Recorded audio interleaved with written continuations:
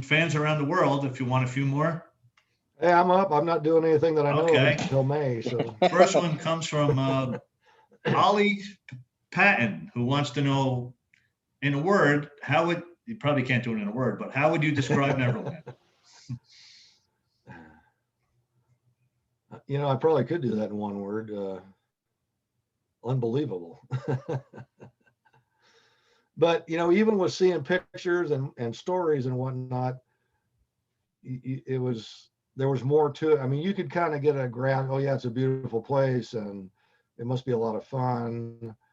But yeah, unless you spent a day there, you just you just wouldn't get it.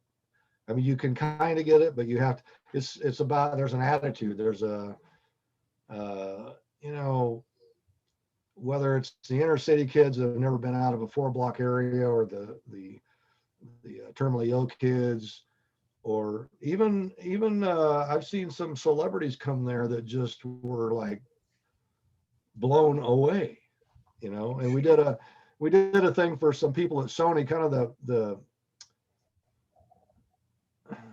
I don't know, kind of, you know, the worker bees at Sony that helped promote one of the I think it was, I don't know if it was history, but it was some people from Sony, and they were like, you could tell they were just like the, you know, regular workers answering the phone or whatever, and they were, and they're all, you know, they're all adults, and they were just having the time of their life and laughing about everything, and they kept apologizing for being so goofy, and I go, hey. I go, this is what I said. You've proved that I've succeeded in doing my job by making you guys forget about, you know, working and this and that, and you're having the time of your lives, and you're never going to forget this. And so yeah, it was something you had to experience. You couldn't. I could show you pictures from now until the end of time, and tell you stories from now until the end of time, and you just had to experience it to really, you know, get what it was all about. There's a little, you know, attitude. From April Luna, how did the fans react to Michael when they visited Neverland? Was it like a magical? Could you describe it as like an out of this world type of thing? Yeah, it was kind of a typical, you know, wherever they met him kind of thing. You know, some of them were, you know, we had some of them faint. We had some of them that, you know, were just got shaken so bad that you know we're pretty sure they were going to faint, and some of them were calm. I mean, they were all, of course, very excited. Sure. And it was funny because sometimes when he was there and maybe they didn't know it at first, and he showed up, they were like, you know, I had a couple of guys from Germany from a German amusement ride manufacturer that were over there doing a mandatory changing a hydraulic valve. It was a mandatory thing that a factory representative had to do. And Mr. Jackson was home, and he was walking. Actually, he just took a walk from the house all the way down to the zoo. And we're up on this hill working on this ride. And the one guy looked over there, and he just, I thought he was going to drop this hydraulic component in the dirt. And he's going, look. He goes, that's Michael Jackson. And I looked at him, I go, he does live here. It's not that uncommon to see him occasionally. He lives, this is his house. Oh yeah, I forgot. Yeah.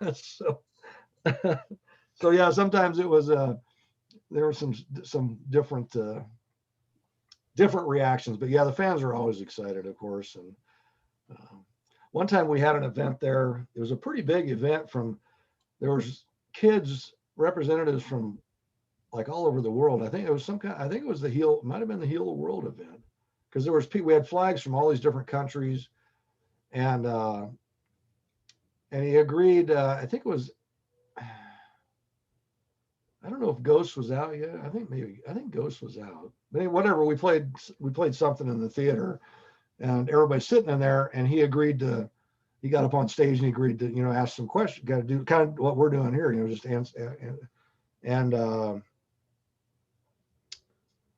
it went along really well for a while, and then one person said, "Can I come up there and give you a hug?" Well, and I'm way back at the left, and I don't know if well, I'm sure you've watched the video of there's quite a few of them of when when he's in concert and he brings the girl up on stage. Oh yeah. And there's one that I've actually made comments about how she was a hard one for Wayne to take off stage. She was okay until she realized she was leaving stage. Then she started kicking.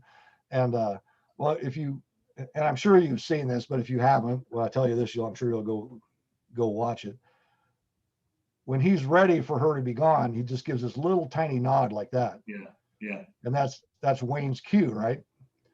So as soon as that person said, "Can I come up and get a hug?" I'm like, I know that every person from here on is going to want to do that. And that's really not, I mean, I'm sure that he'll accommodate him, but I just felt that, I just, so I was watching for the cue to see if he was okay with it. And I believe there was a couple more questions, and I think there was another one of those. And then he kind of looked at me like, "Get me out of here." So I went up there and acted like it was something important. I kind of embarrassed because I don't like being up on stage in the spotlight or everything. And as we're going out, he's whispering in my ear. He goes, "I'll stand at the front door and shake everybody's hand when they leave, but I just don't want to. I didn't want it to turn into this. He says, I'll do every single person's in here. I will greet them as they leave the theater, but I want to kind of do it in an orderly fashion." So I said, "Okay." So he got up there, and there was a couple of firefighters there, and I had them, kind of hang out with them. And so I told everybody, "Okay, just line up here." And that's when we had the one girl faint. It was, and I felt bad for her because she was like next in line, and then she, boom. Oh my God. Oh my God. At least the firefighters were there. I mean, if it had happened. Yeah. Right? Oh my gosh. Well, Yeah. I think there's this, you see someone on TV or, in a concert and then when you see that person, I've had that living in Los Angeles, when you actually see that celebrity in person, you can't believe that it's just so shocking to see them, real and live. So I'm sure that was overwhelming for so many people to just meet him and touch him or shake his hand. Oh, see, there you go. You triggered another story. Awesome. When you said, Good job, when you Mitch. said, see, well, now this isn't a Mr. Jackson story. It is a Neverland story, but I think you'll get a chuckle out of it. Everybody I tell it to, they look at me like, "What?" So it was a big formal event. We actually had, I think we even had the guys in the park were valeting cars, and it was somebody's birthday or something. I can't remember. I don't remember the details. But anyway, there was, everybody was kind of dressed. It was kind of a formal event. I mean, everybody was dressed in suits and stuff, and we didn't get a lot of activity in the park because it was kind of a formal event. But we did have the rides available on the trains. And anyways, it's winding down. People are leaving, and my guys, we've basically the amusement park's lit up, but we're not running any rides. And I got my guys doing the valet part. They're bringing cars up because it's kind of cold. It's getting kind of cold out. So I'm telling people, I said, give the guy your card and go wait in the theater, and we'll let you know your cars are okay. So now, and I'm cold, so I go inside, and there were some people inside that I recognized that were friends of Michael's and whatnot, and I'm standing behind the snack bar counter.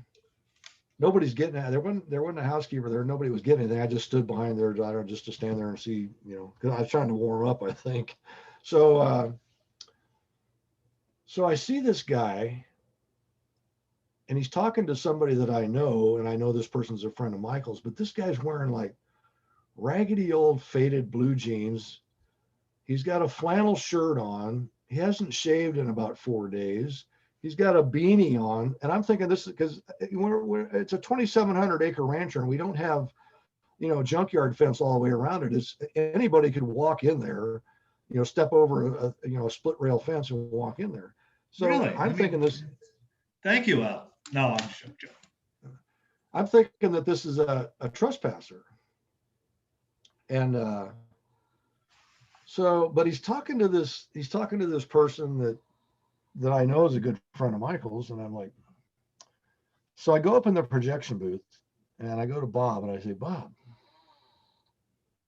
I said, "who's that guy talking to so-and-so there?" And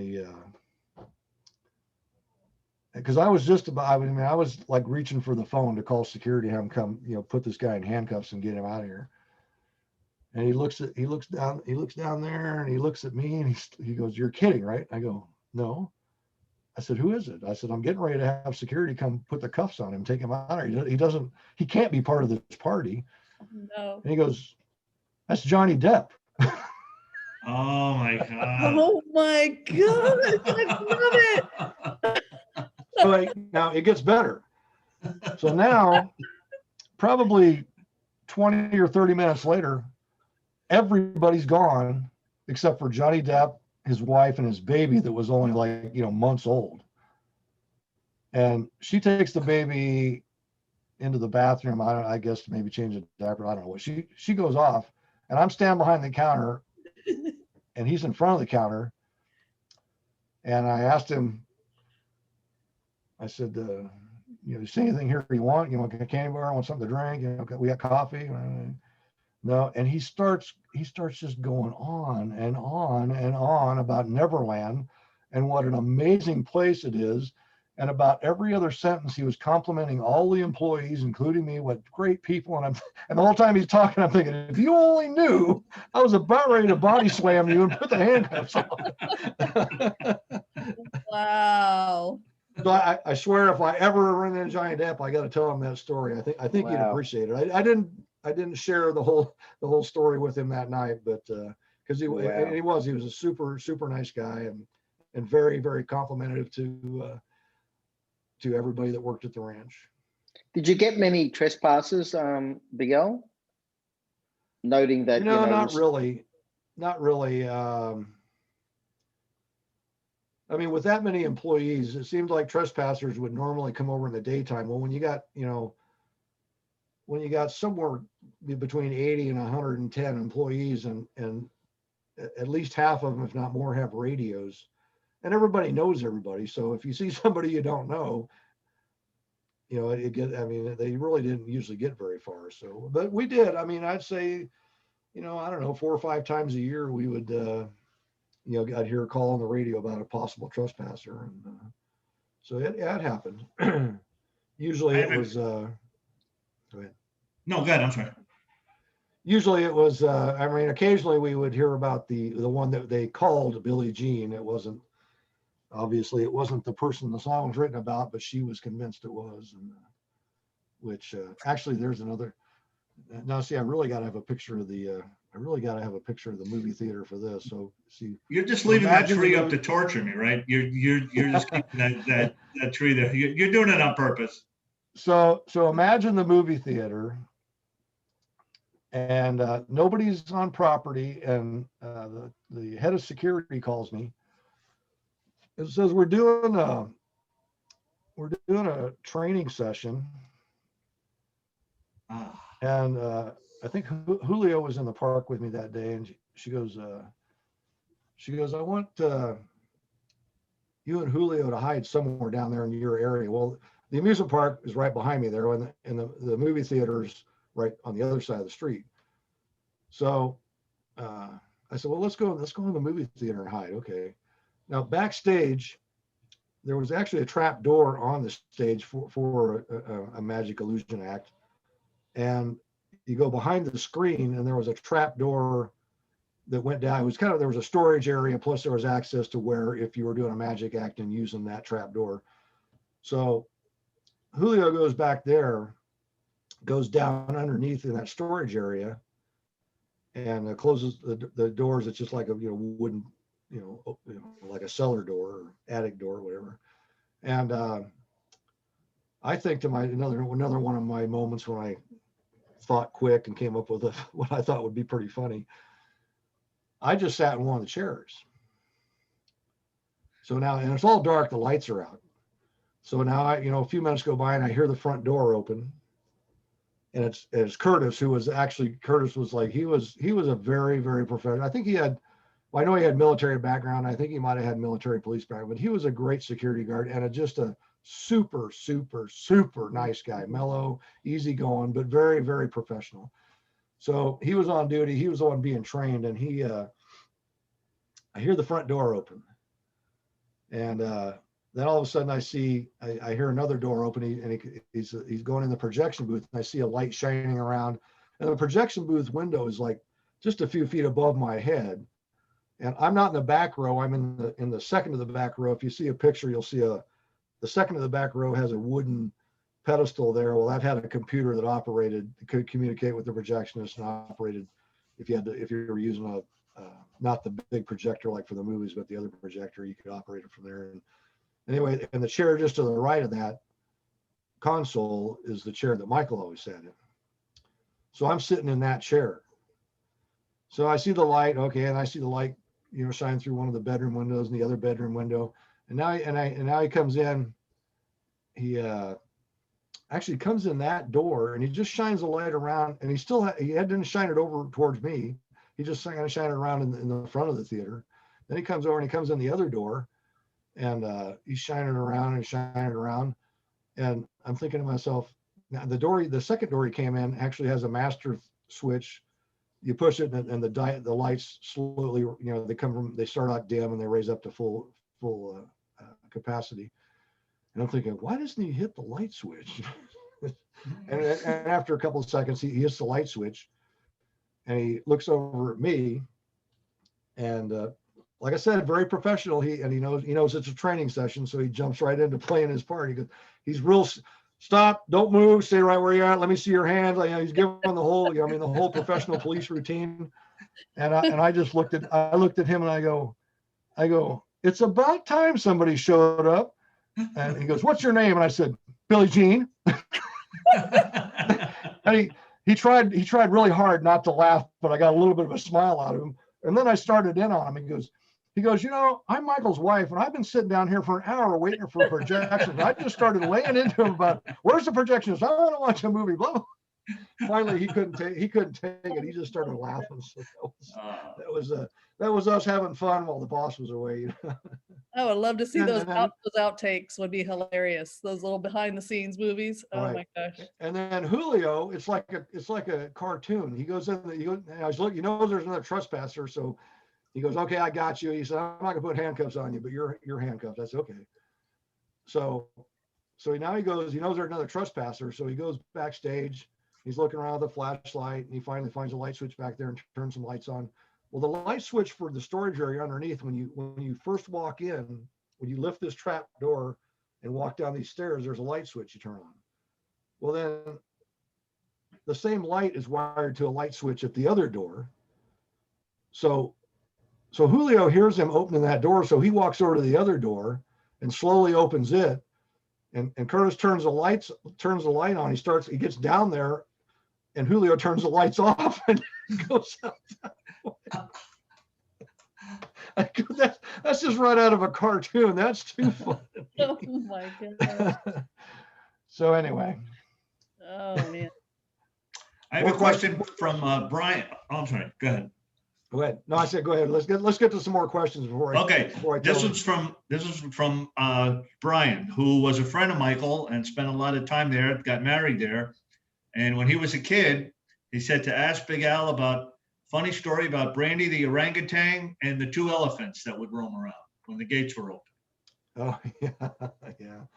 Well, the elephants, not really any funny story, but it was kind of cool to be. I remember one time I was up. I think I was up at the steam train. I think I just fired it up to make sure that it was staying fairly warm. And I'm walking back to my golf cart, and I hear all this ruckus down by the lake. And I look down there, and there's a lake right in front of part of it's in front of the house, right next to the house, and part of it's right wraps around like where the guest units are, the 4 guest units. And I look down there, and these two elephants, I mean, it's like right out of a Tarzan movie. These 2 elephants are like up to their chest in water, and I always thought that this was some kind of a special effect. They're filling their trunk up with whatever 20 gallons of water and shooting it up in the air and spraying themselves. And I thought to myself, what a place to work. I mean, who gets to? And I can imagine being a guest there and waking up and looking out your bedroom window and seeing that. It's like, man, oh man. Wow. So yeah, it was pretty cool to be able to see elephants just walking around like, They didn't walk around. They always had a trainer with them, but he liked to see that stuff, that kind of activity around the house. So, they bring the trainers would bring the two elephants down occasionally, and then sometimes they bring the orangutans down or the chimps down, or sometimes Mark would bring the bear down, and so yeah, it was kind of cool that the guests got to interact with the animal. It's not like going to a zoo and seeing them in a cage. It's you're actually interacting with them. And, but yeah, Brandy had this talent. You could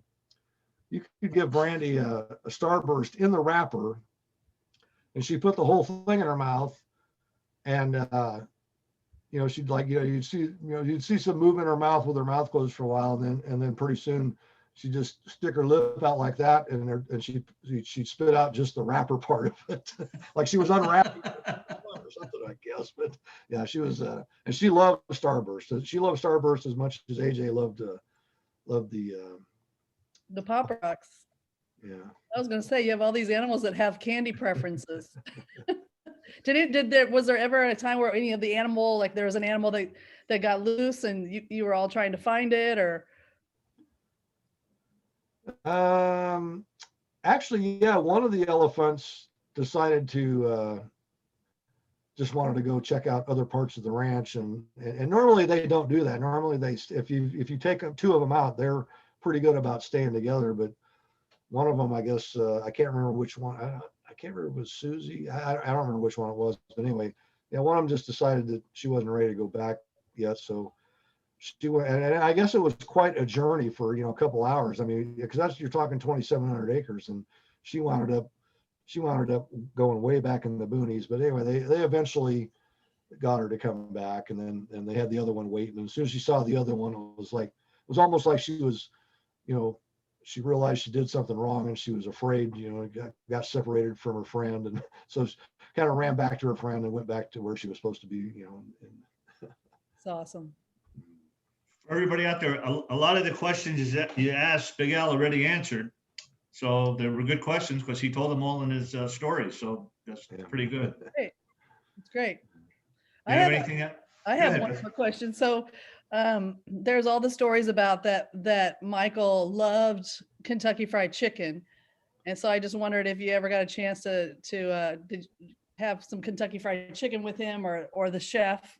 Did he make I never, I know that story's true. And I actually, this could lead to another story, but I actually took him on a couple of adventures away from the ranch, but we never went. We had a specific place we were going and the thing we were doing, so we never wound up at Kentucky Fried Chicken. But I do believe I remember seeing Kentucky Fried Chicken boxes in the back of the van or the limo or something. But yeah. That's great. That's great.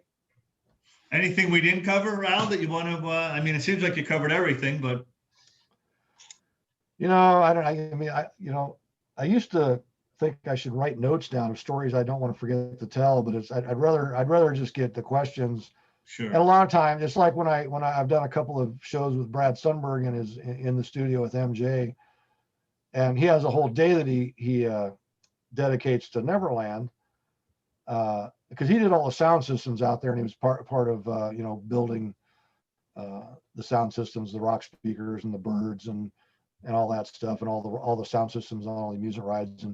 But he wasn't there as a day-to-day operator. So he asked me one time, and I love telling stories, obviously you can tell. And I was actually working in San Diego, and he was doing one of his things in Los Angeles. And I said, yeah, I'll take it. I had to hire somebody to take my place, but because our contract there calls for two people at all times. So, but I had a person that sub for me for the day. And I went down there and told some stories, and it was funny because he'd start showing pictures like I got back here, and he kind of actually was kind of cool. I don't know if you've ever been to one of his seminars, but he basically starts with the front gate. He shows a picture of the front gate, and he tells a little bit about that, and then the arch gate and the little building there, and he talks about the sound systems, and he pictures the small train, the sound. I mean, everything had a sound system in it, so he gets to tell a little bit. And then he told me, he says, anytime that I show a picture up there and it reminds you of a story, so So yeah, I was interrupting him quite often. I said, it's a good thing because the first time he invited me, I said, well, how long do you want me to talk? And he goes, oh, a couple hours. I go, oh man, I can't talk for 2 hours. I said, you know. He goes, yeah, you can. You just wait, you know. So yeah, it was a good thing we had all day because you know, one story led to another, and then he'd show another picture. Oh, I got a story about that, you know. So I guess it's better to kind of ad lib. Although, you know, there are some stories that I really want to share with people, and I probably should keep track of those to make sure that I cover them. But you know, and of course, I'll rely on you that if I'm assuming that hopefully someday we'll do this again. But Oh, it'd be an honor. if I start telling a story that I already told me, hey, that no, No, we enjoy. Believe me, we can listen to you all night. There was another. I wanted to just ask you if you ever had an opportunity to see, like I shared a drawing that Michael did for Dr. King's day yesterday, and people were always shocked that they're like, I never knew Michael Jackson drew pictures, you know, and he was just an amazing artist all around. But that would have been something I would have loved to have talked to him about if I ever had an opportunity, is not necessarily go to the music, but how he was inspired by art and drawing. And so I don't know if you have any stories around that, or if you saw any of his art. I mean, I know that, you know, every once in a while when he would be home and the guests weren't there yet or weren't coming the next day, there was occasionally I would see him sitting somewhere in a notepad. I didn't know if he's taking notes or drawing, but you know, I know that he does, you know, he did sketch things every once in a while. Yeah. Awesome. Great. Anything else, you guys? I think we covered everything. We don't So want to keep. I've got one, if you don't mind, just a Of quick course. one. Oh, go right ahead. It's a little bit emotional for me to ask this question, but you know, where were you, Big Al, when you heard the news of Michael passing? How did you find out? Oh yeah, that is a tough one. Because basically, the ranch had already closed, so I was gone, and I hadn't really got into full blown into my ride inspection. I mean, I was, you know, I'd get a call every once in a while. I was kind of still just, whenever the phone rang, I was hoping that somebody had something for me to do that paid, you know. So, and I had a very good friend that was a big Motorola dealer here in Phoenix. Since then, he sold his business, but he actually he supplied all the radios to the ranch, and actually he did. I didn't know this until later when I told him where I was buying radios for. He goes, I did one of his tours. You know, I did the two-way radios for one of his tours. I go, there you go, small world.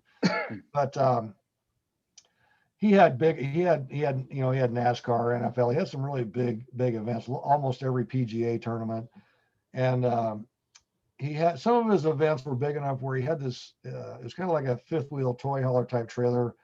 And it had all this, it looked like you could, you know, run the space shuttle from inside. It had all this, you know, radio equipment for running multiple channel repeaters and stuff, and a big antenna that went up. And there were so many radios it used at some of these events that he wanted to have this trailer and somebody there to keep track of stuff and you know, just whatever, kind of troubleshoot if necessary and check out loaner radios if one quits working. And so this was in, if anybody's been in Pennsylvania, Mount Union, Pennsylvania, I think was the nearest town that actually could be called a town. But this was about 15 miles out of town I mean, it was out in the country, and it was, I tell people it was called Creation Fest. It's a Christian music festival. I tell people it was like Woodstock, only it was Christian music. And so I'm way up on this hill, and there's a police command post up there and a couple other support trailers, and you know, so there's people around. I got them hanging out and talking, and I had Mike. I was watching other you know, like Steve Miller or somebody on, you know, or movies or whatever. But a friend of mine called, and he goes, hey, what are you doing? And I could tell there was some seriousness in his voice, and I go, I'm at this big music festival out in the middle of nowhere in Pennsylvania. He goes, have you been watching the news? And I'm thinking, well, there was an earthquake in California or something, or you know. And he goes, well, I just got a text message that, and this guy's a paramedic, and he was off duty that day, but he said he was a paramedic, and he goes, I got a text message that they picked up Michael in full cardiac arrest. And I'm like, no way. So now, one of the worst things is knowing just a little bit of information, and luckily I did have internet service out there because there was a cell tower right outside my door. Matter of fact, I figured one of these days I'm going to wake up one day and I'm going to be glowing in the dark. It was so close to me. But I'm online, and obviously he knew this before anybody. I mean, anybody other than probably the paramedic that was there working the scene. And he told me that the reason he got this text message because they knew that he came up. He helped me at some events occasionally at the range. He volunteered because he was not so much into Mr. Jackson, but he was big into landscaping. And he just loved coming up there getting ideas about landscaping, and he liked being part of, he would run one of the rides or whatever. So anyway, I'm panicking. I'm online, CNN, Fox News, and nobody is saying anything. I'm like, well, if this was true, it'd be the biggest news out there. I wouldn't have a hard time finding this. And then I realized, well, he probably knew it before anybody other than, like I said, the paramedic was on scene. And I go, man. So I waited, I don't know, probably 10 or 15 minutes. And then I couldn't take it any longer. I have a phone number of a person, and I called that person, and they kind of hem-hawed around a little bit and finally told me. And I was devastated. I think I put a sign on the outside of the trailer. I said, unless it's an emergency, don't call me today. I'm gone. So, because I was in shock. I just couldn't believe it. I mean, not only did I know the guy and work for the guy, but it's like when any big celebrity, BB King, or, I mean, I don't care who it is, when people reach a certain celebrity status, you just think they're bigger than life. In your head, you just psychologically think you're bigger than life, And of course, and I knew he was in good physical shape, and he was much younger than I am. And I'm like, this can't be happening. It was, I do remember that day for sure.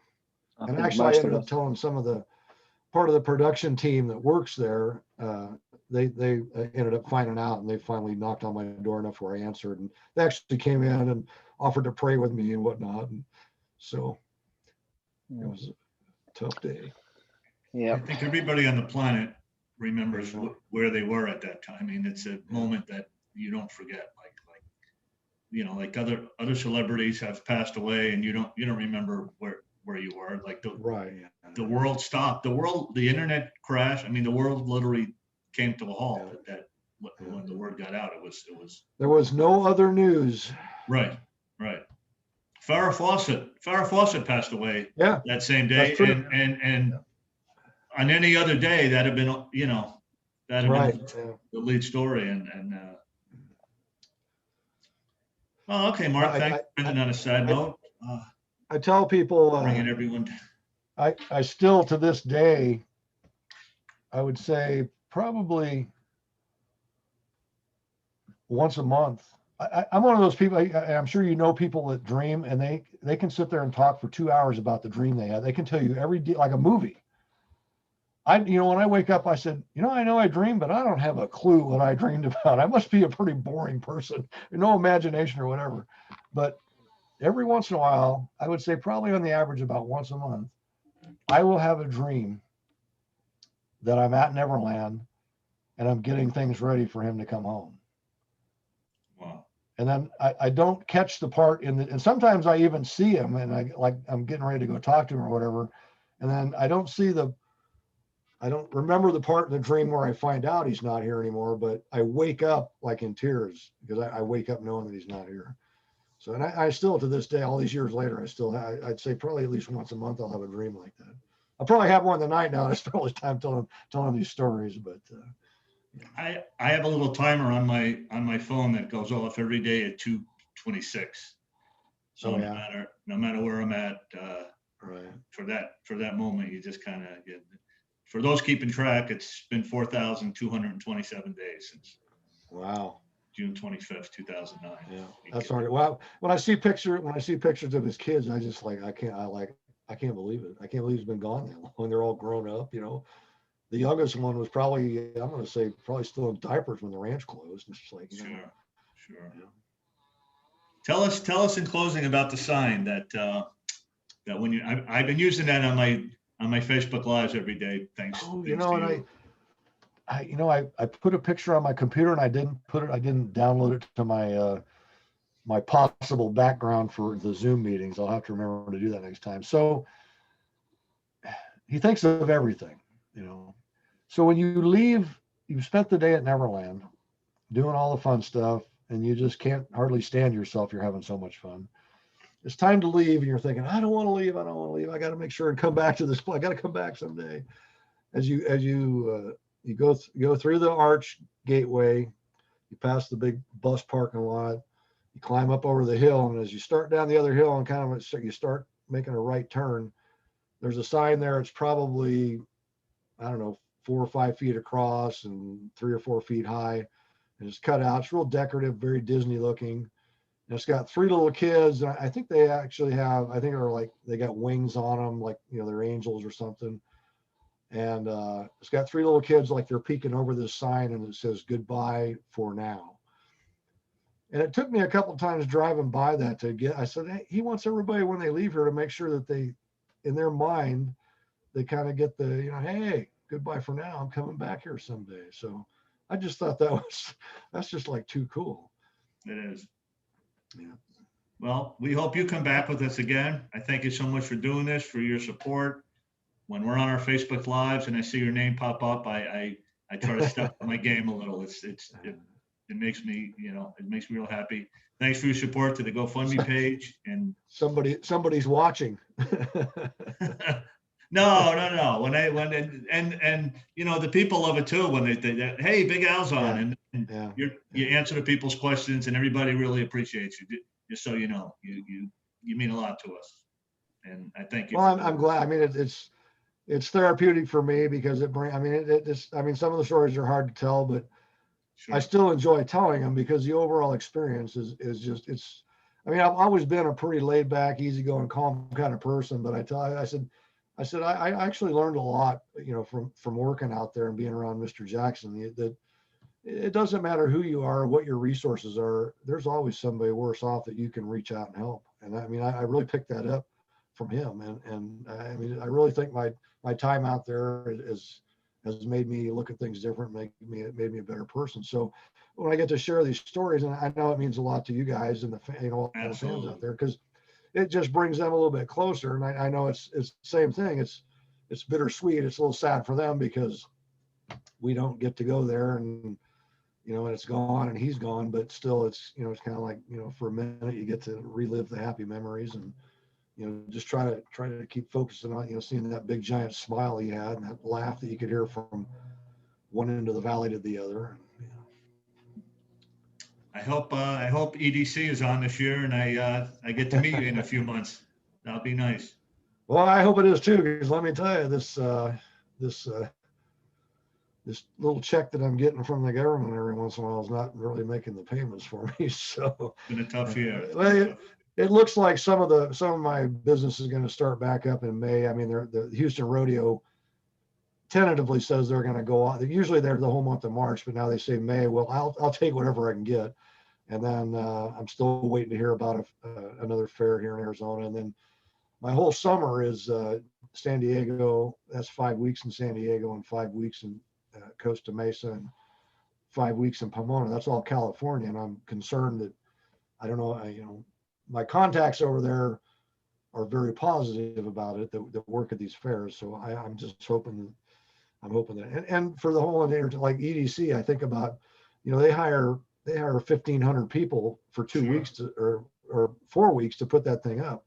People in the tour business, you know, I mean, all those roadies, and I mean, some of the musicians are doing virtual concerts, and I'm a big guitar fanatic, and I like Joe Bonamassa, and he did a virtual thing, and I mean, I'm glad they're doing that and sharing that with the fans, but I also feel like, that's one thing and just one quick short thing about, I saw the history tour in Hawaii. And the only reason I mean, I kind of always wanted to go see him live after I started working for him.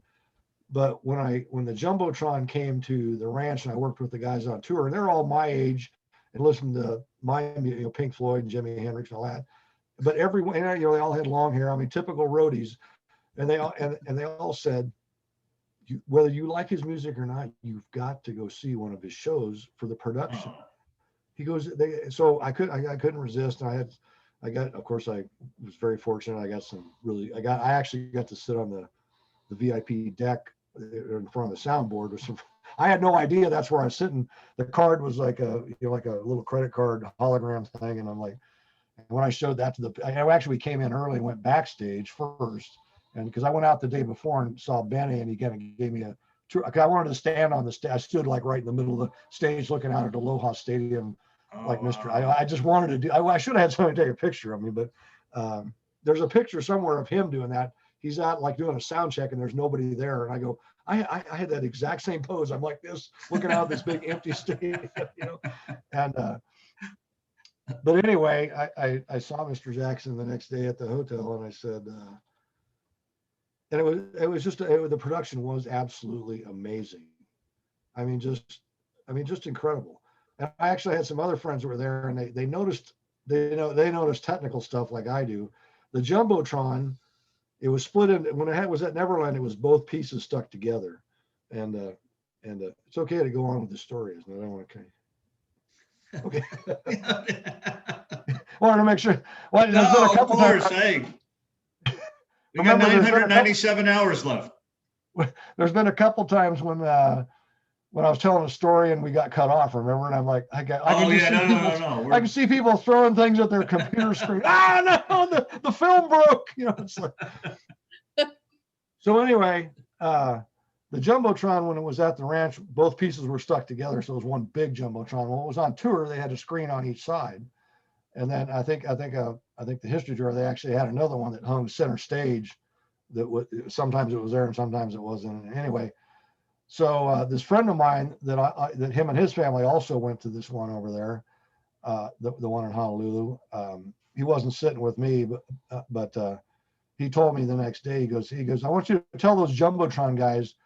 The Jumbotron is made up of these like 1 foot by 1 foot squares that have a pretty complex. The new LEDs are much simpler, but these things they had computer boards in them. They had power source. I mean, they had fans. It was a pretty serious deal, and they were kind of heavy. And to change one, I used a 65-foot extendable work platform. I would get on and be on the outside, and I would have another person have to go back and take 3 9/16 bolts off. I would pull it out and have a new one in there, and they're about 40 or 50 pounds.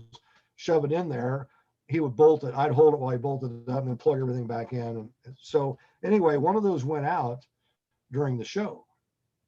Now I can guarantee you, and this is what Dave told me. He says, I want you to tell those Jumbotron guys that I noticed that one of those units went out, and then there was a brief part where Michael was either talking to the audience or there was something going on, but the Jumbotrons were off. And when they came back on, that unit worked. Well, what they had, and nobody in the tour business back when Jumbotrons were the thing, the LED screens they look the same, but they're totally different. Much less maintenance. But I mean, back in the day, nobody would change that unit out during the show. They just wouldn't. That black square would be there for the rest of the show. And when you're looking at a 20 by 30 screen, a 1 foot by 1 foot square, you notice it, but it's not that big a deal.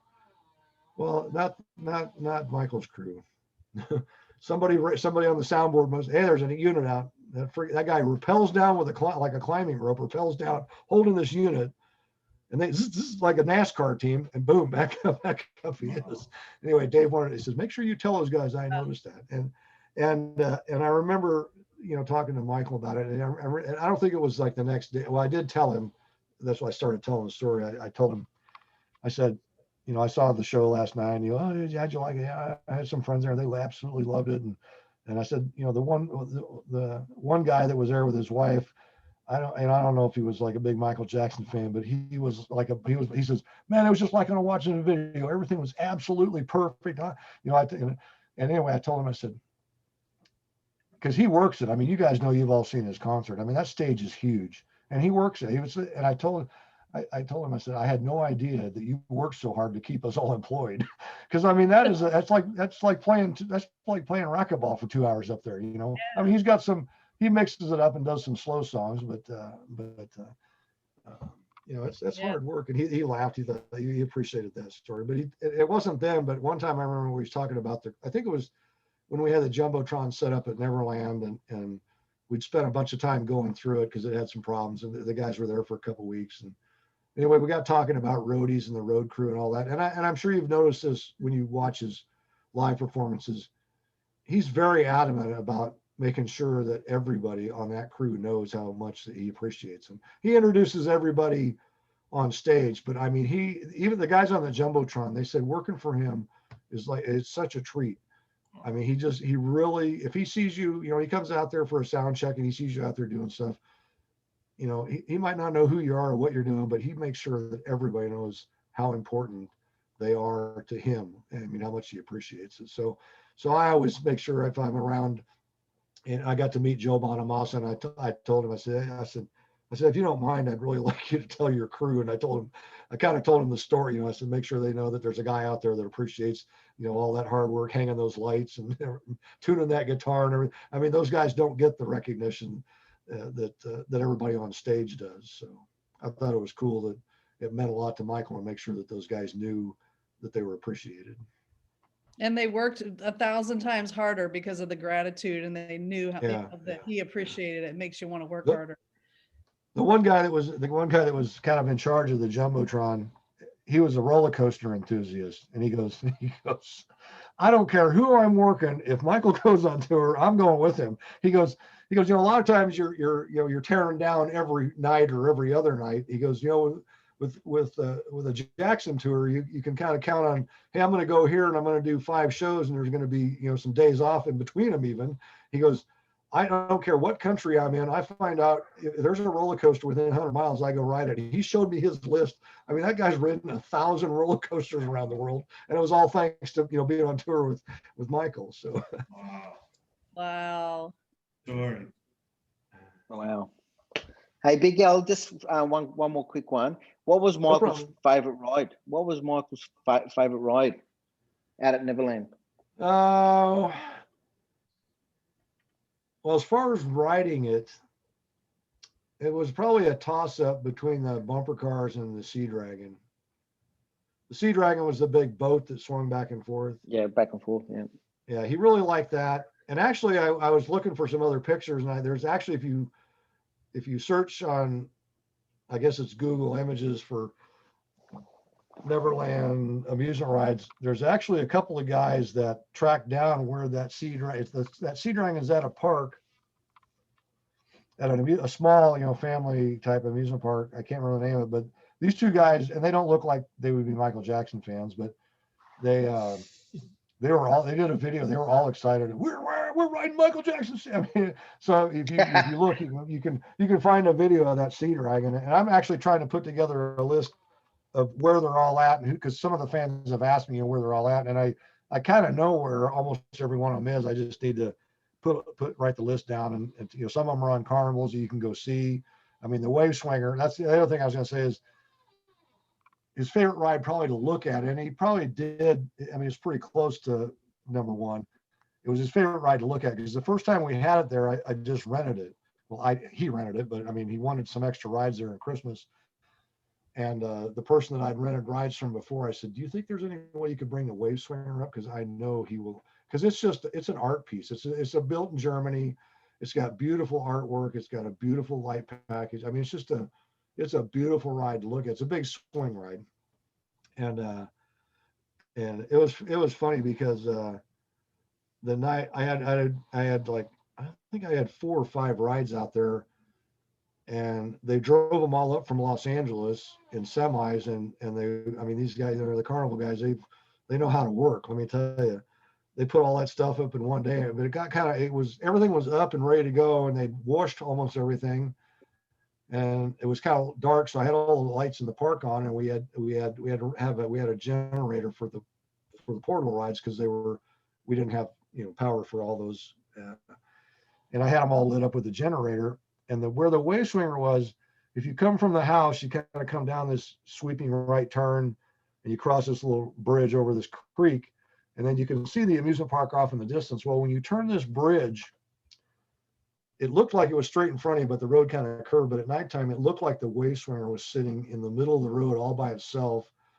And it never, I've been around amusement rides my entire adult life. And that ride never looked better, because usually it's on a carnival midway with, right next to it, there's another ride, and right next to it, there's another. I mean, they just cram them all in there as close as they can. So you have all this other light from other things interfering.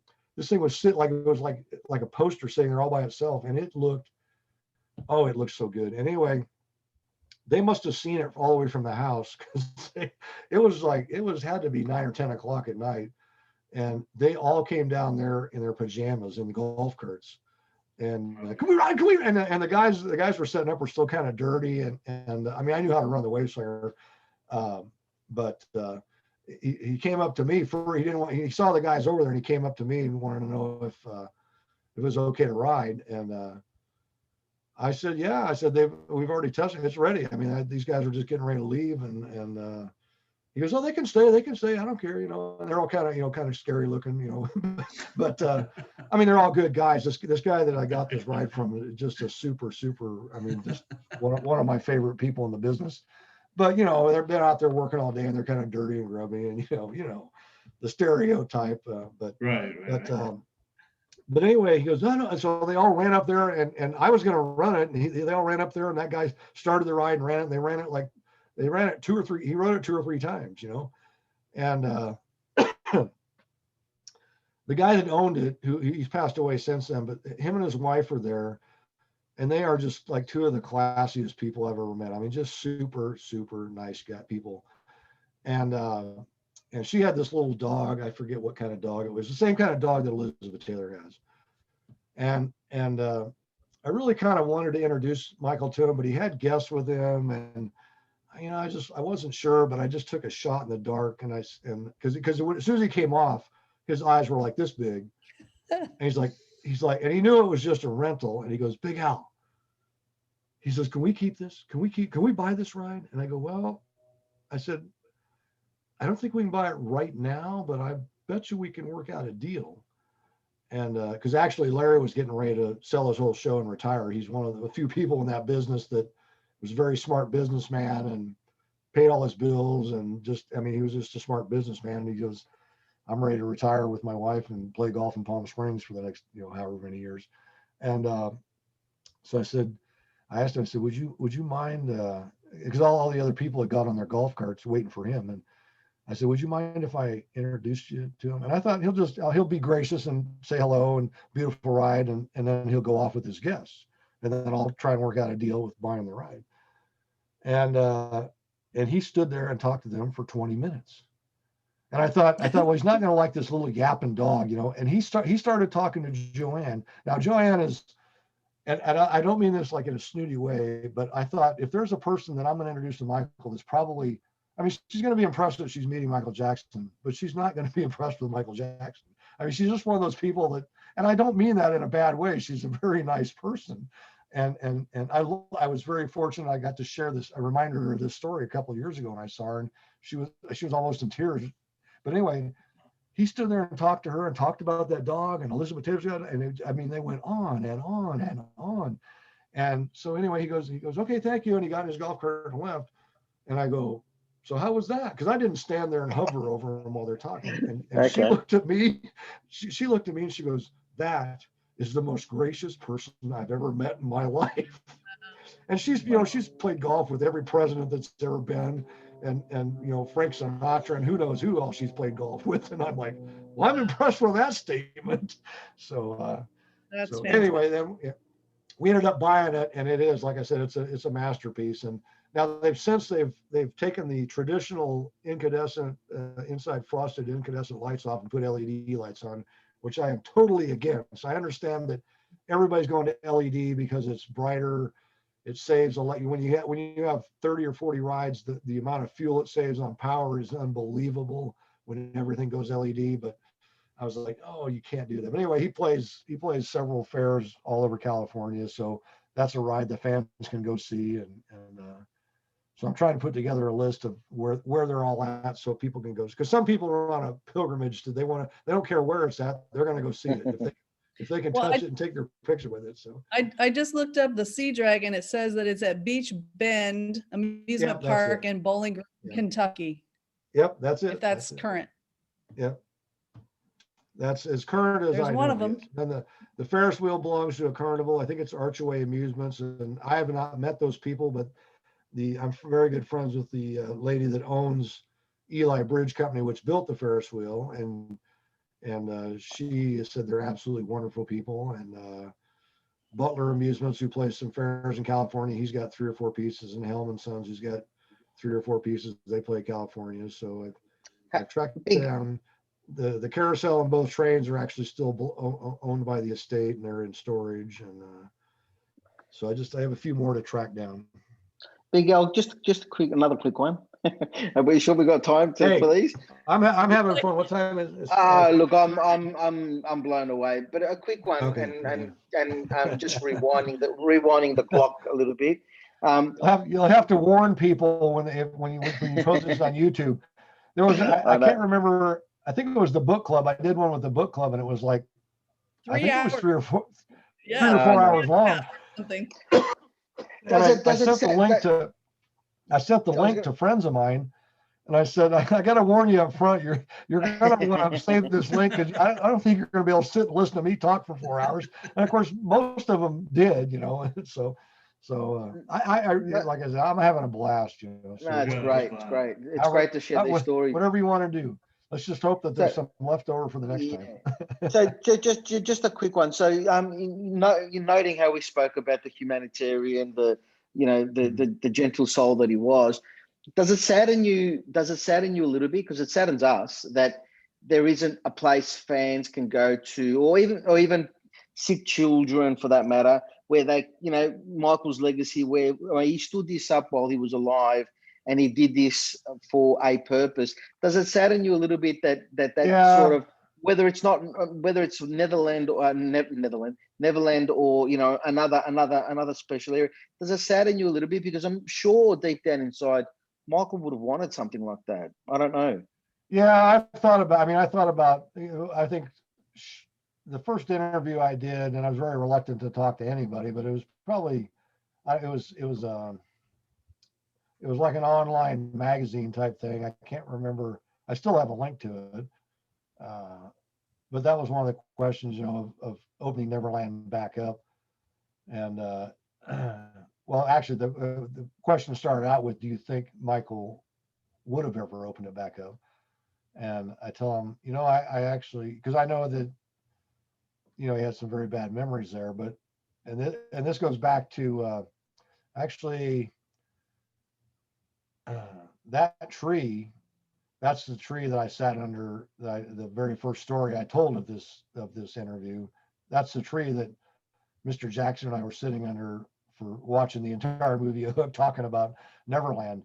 And I refer back to that day because I could see it in his eyes and hear it in his voice of how important that was, and what he, not so much for him, but for what he was doing for other people.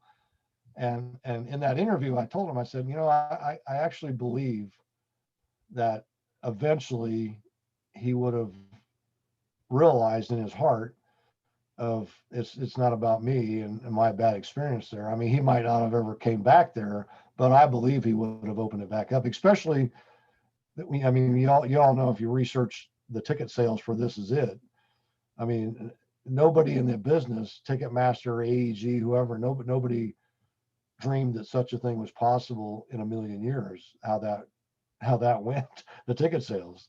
And so I truly believe that, it would have opened back up. And it does sadden me, whether it was Neverland or,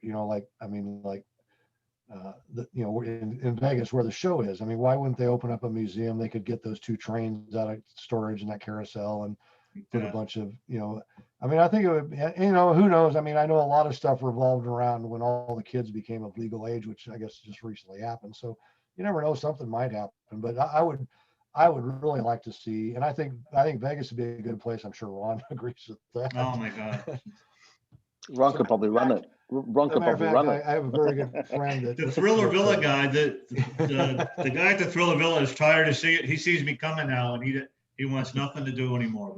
He's tired of seeing I me. have a very good friend that was an attorney in Las Vegas, and I was talking. He knows, he's done a lot of work for all the corporations, and I was over at his house having dinner one night, and I was telling him my story about my theory. I said, I really think it's at Mandalay Bay. Is that where? Yes. That's where one's at? Yeah. Yeah. I said Mandalay Bay needs to dedicate some of that space and just have a museum. And I told him my whole idea about the trains and the carousel, and then whatever all the everything else could be have to do with the tours and the music and awards and whatnot. And I said then if they really wanted to top it off, I said they'd hire me to come run it.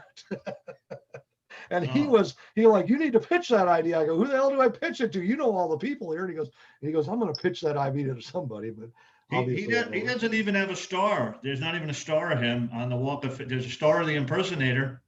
Yeah. There's not a star of Michael Jackson in Las Vegas, which is like, he got the key to the city. He got the key to the city in 2003 from Mayor Goodman.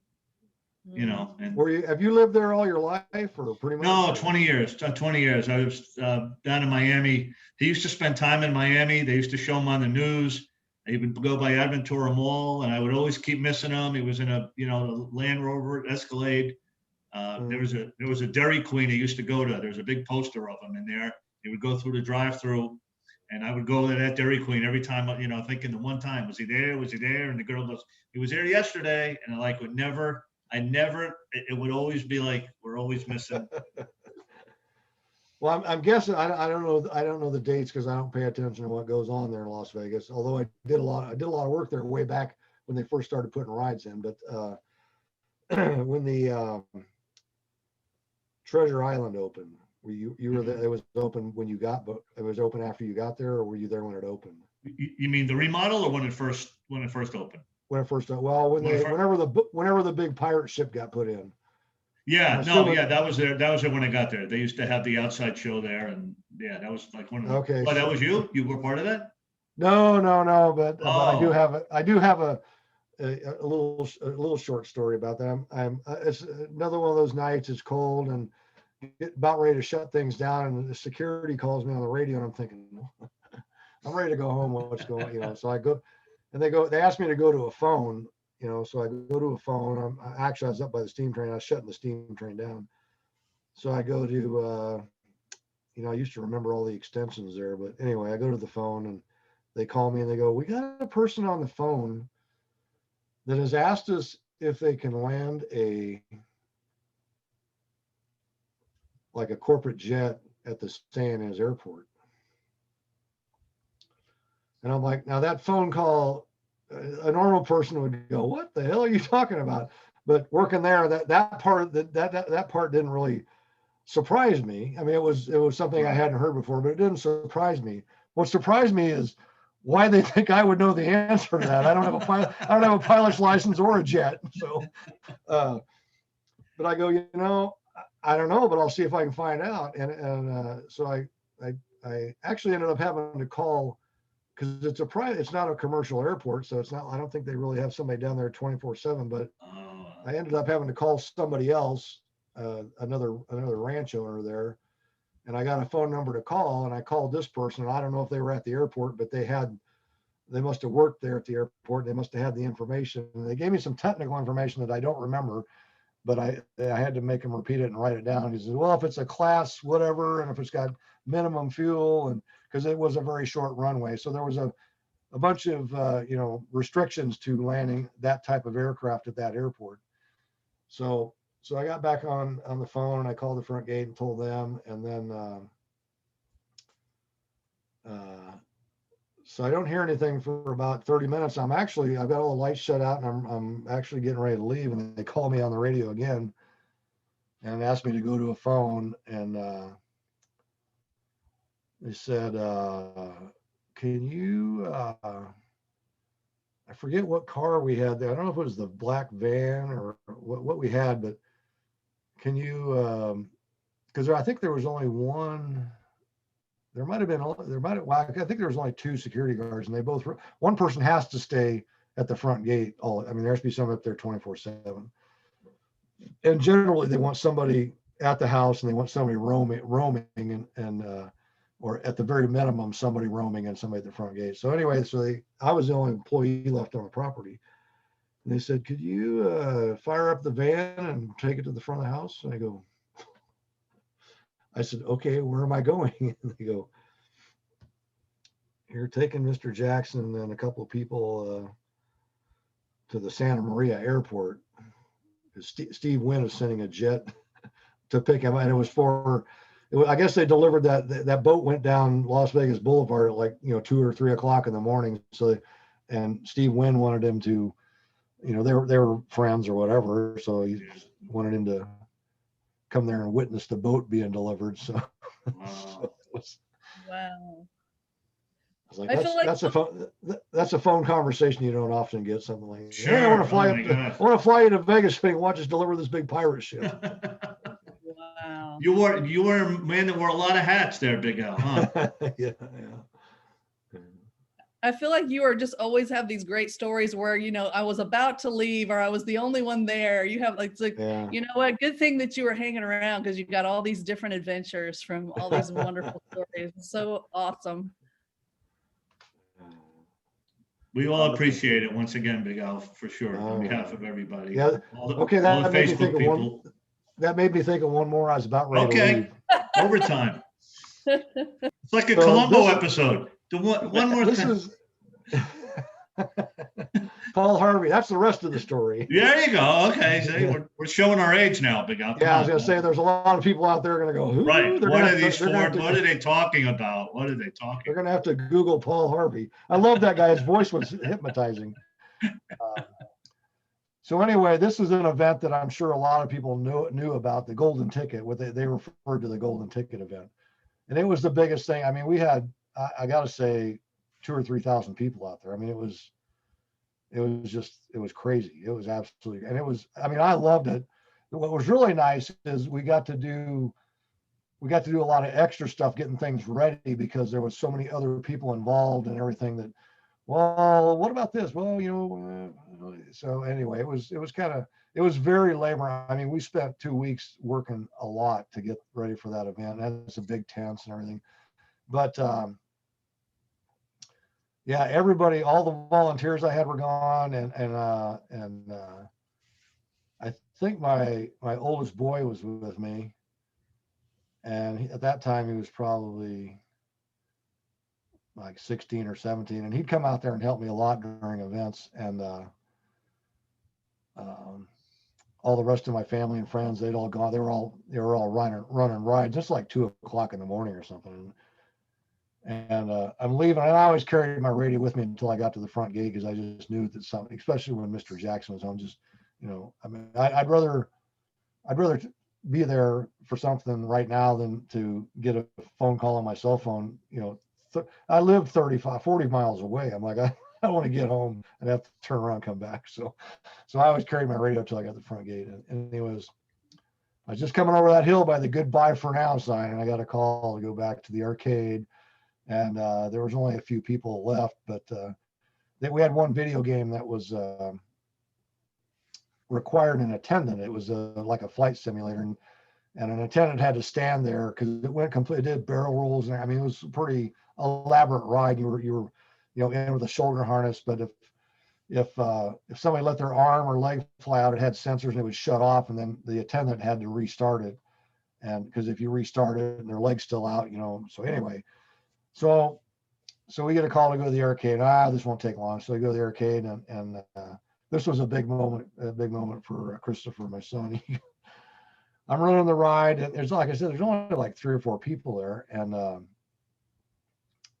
now Mr. Jackson had seen my son out there running rides before, but never really, I'm not going to push people on him, I mean, that's, if it happens, it happens, So I'm running the R360. And I just glance over my shoulder, and there's a couple of people in there playing video games, and Michael's sitting on a bar stool next to the R360, and he's just chatting up a big old conversation with Chris. And I'm like, and he was on cloud nine for days after that. He was like, I said, "What'd you talk about?" At first he goes, "None of your business." Like, he goes, "No, he's just like, he asked me, who I was and what I was doing. And he talked about you." And I go, "Well, it was all." He's, "Oh yeah, he loves you. He calls you the big jolly guy." And blah blah blah.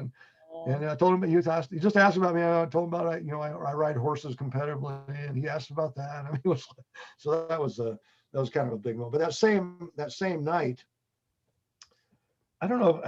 I guess again, this is, you have to see. They had a huge tent that was set up for dining. I mean, I don't know how many people they fed at a time. It must have sat 500 people. But then across where the helicopter pad was, it was all grass and had bushes around it. But they set up a tent there, and it was kind of like a dance discotheque. They had a round stage in the middle, and some famous DJ that I've heard of before. Not like an EDC DJ, but somebody was on some popular station in LA, was in there spinning records, and they had a dance. And this event, I don't remember the dates, but it was somewhere within a few weeks of Michael's birthday, I think. And somebody decided that they wanted to sing happy birthday, and somebody had a birthday cake.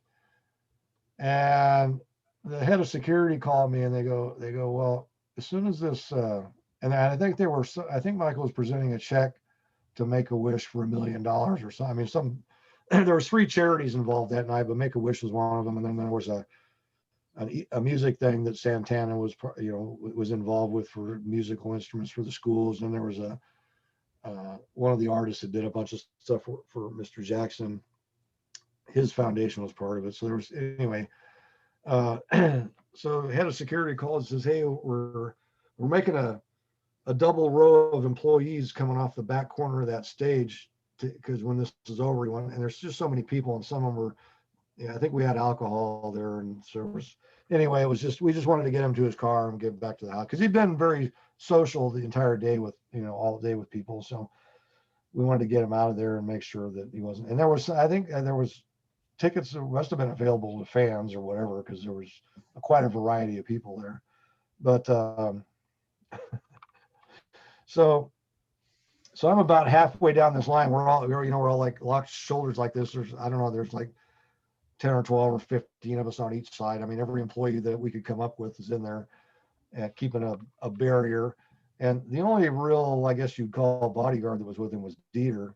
And he brings him off the stage, and it's dark. It's real dark in there. They got some black lights on. And anyway, they come down the stage, and I don't know if it's because I was the biggest guy in the line, but when Dieter had Mr. Jackson's right shoulder kind of in his chest and like holding onto his arm, and I think he had I don't know if he had a hold of his waist or belt buckle or what, but kind of leading him out. And he saw me, and I'm assuming because of my size, I don't know, but he looked at me and goes, "Get his other shoulder." so I grabbed his other shoulder, and I'm thinking to myself, the car is at the opposite end, and where we're going is pitch black, and you got to walk over the railroad tracks. And I'm thinking, I'm probably the only person that knows the obstacles we're going over. I said, I can just see, I'm going to fall over and break Michael's leg or something, and then the fans are going to put a target on my back. and so I get out the back, and I'm thinking, now nobody's gonna be back there, right? Well, of course, some kooky people that just couldn't get enough were out back screaming and scratching, and I'm like, what the hell, so we're moving, so we get them along, and I tell them, we're on some railroad tracks, so be careful with your footing. And there's somebody that's trying to get in the middle of this, and they keep grabbing me to try to like pull me aside and get me out of the way or whatever. And we were just about to make the other corner, and I thought, well, they're going to see the car. I'm going to let go of him, and I'm going to take this guy and face plant him. He keeps grabbing me and everything. And right then, Mr. Jackson turned around, and it was one of his guests, I guess, because he turns around, he goes, no, he can come with me. Okay. Well, come to find out later when I'm down in the arcade, I found out that was Aaron Carter. So, oh, wow. So there's another celebrity. If I ever see him, I'm going to have to tell him, listen, dude, you almost got face planted. Wow. Oh, and wow. so I walk back in the tent, and I'm wearing a white dress shirt, and it's dark in there except for it's got ultraviolet light. So my shirt's this bright purple, and I look down, and I see a something on me. It's real dark, and I thought somebody. I thought it was blood. I thought somebody scratched Michael with blood, and I'm panicking. And I go outside where there's a little bit more light, and I look down, and I go, it's chocolate cake. Because he was covered. There's a picture out there on the internet. So he was covered in cake. I didn't know it because when he came down those stairs, it was pretty dark. And I just grabbed his shoulder like Dieter told me to and helped march him out back. I didn't know he was covered with cake. It was years. I mean, I figured when I tasted, I knew it was cake. And it was years and years and years later when I saw the picture that he was covered. I mean, just covered in cake. So Wow. somebody had a cake food fight up on the stage, I guess. Oh, fun. Wow. So yeah, I've had a couple of run-ins with celebrities that owe me a thank you. But getting off topic. So any last? I'm up for it. If you got any last hoorahs here. No, we're gonna save it. We're gonna save it. Hopefully, they'll give us another one. Yeah. We've got lots, but I wanted to say thank you, Big Al. It's an insight, brings us a little bit closer, lets us, I guess, get to know you a little bit better as well. And it's just total respect, Yeah. the way that you communicate and the way you reference, and it's just total respect. So I just wanted to say thank you for your time.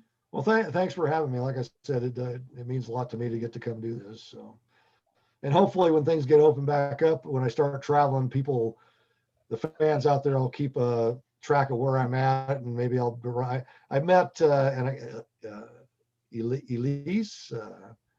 She's Yep. part of the podcast I did with the guys over there in Australia, but she lives really close to the Del Mar Fairgrounds, and they had a Michael Jackson tribute band out there. It was actually very good. And anyway, she came out to the fair and met me, and so that was kind of a cool deal. So it was kind of nice to get to meet people that you communicate with on Facebook. You get to actually meet them in person. So yeah, we would love that. Yeah. All right. Betsy, I hope to see you in May for sure. Betsy, you're on mute. Thank you. No, I was gonna say Elise Capron. I don't know if I'm saying her Yeah, that's it. correctly. Yeah. Yeah, she's a sweetheart. Yeah. Yeah. Well, She came out and met me at the Del Mar Fair when we both stood out there and watched the Michael Jackson. I forget the name of it, but they actually did really. I mean, it wasn't just a guy up there lip syncing. I mean, this guy obviously didn't sing like Michael, and he didn't dance like Michael. But I told him, I met him all afterwards. The band was really tight. I mean, a lot of times it's just not the whole package deal isn't there. And I mean, the band was really, really tight. I mean, they were on with all the, the lines and everything. And he did a really good job. And anyway, I met her there. That was kind of fun. That's awesome. Yeah, I just want to agree with the rest with Ron and Mark. Just thank you for your time, and it just makes us feel, even though we didn't, know Michael, but just brings our love deeper for him, because Right, yeah. I say to people all the time, you really need to do your research to understand who the man was. Yeah. So just you offering these stories, we really appreciate it. Yeah. Thank you so much. Well, yeah, hopefully a lot of people will watch this. And I know I have a lot of friends that, were not Michael Jackson fans. And I don't mean that in a negative. They didn't dislike him. They just, Sure.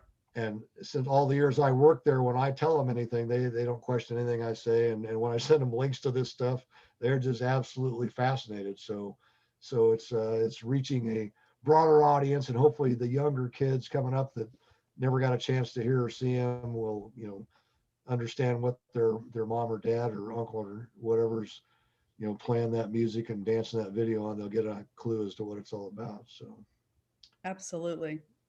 I'm just going to say goodbye for now. How's that? okay. Thank you, Big Al. We appreciate it. All right. Thank you very much. Thank you very much. You. Thank you. Good night, See you So next everybody. time. Everybody. All righty. Bye. Bye-bye.